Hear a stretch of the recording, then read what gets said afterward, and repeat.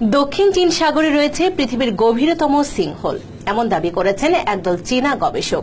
সমুদ্রের তলদেশ থেকে 987 ফুট গভীরে এই সিঙ্কহোলটি বাহামাসের ব্লু হোলের চেয়েও 300 ফুট বেশি গভীর বলে জানা গেছে।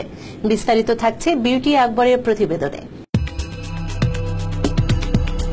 নীল সাগরের তলদেশে বিশাল এক খাদ। চীনের একদল গবেষক বলেছেন এটাই সম্ভবত বিশ্বের সবচেয়ে গভীর ব্লু হোল বা ড্রাগন হোল। এর অবস্থান দক্ষিণ চীন সাগরের প্যারাসেল আইসল্যান্ডে। চীনা ভাষায় এটি জিসা নামে পরিচিত।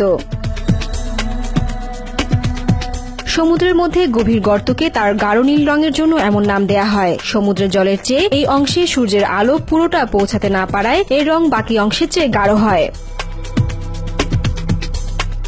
এতদিন পর্যন্ত গভীরতম নীল খাদের খেতাব ছিল বাহামা দ্বীপপুঞ্জের কাছাকাছি অবস্থিত ডিনোস ব্লু হোলের, কিন্তু এটির গভীরতা ড্রাগন হোলের চেয়ে অন্তত 300 ফুট কম।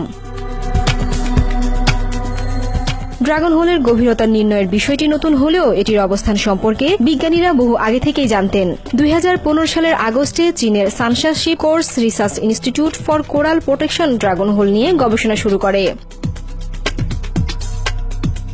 চীনা ওই গবেষকরা ইতিমধ্যেই ওই নীল খাদের ভেতরে 20 প্রজাতির মাছের খোঁজ পেয়েছেন। অবশ্য সেগুলো খাদের উপরের দিকের অংশে বিচরণ করে, কারণ নিচে প্রায় 330 ফুটের মধ্যে অক্সিজেনের অভাব রয়েছে।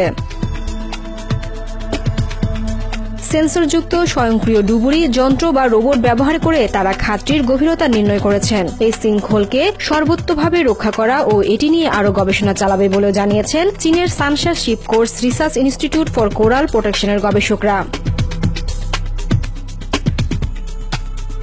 Beauty Akbar, TVN24 news desk.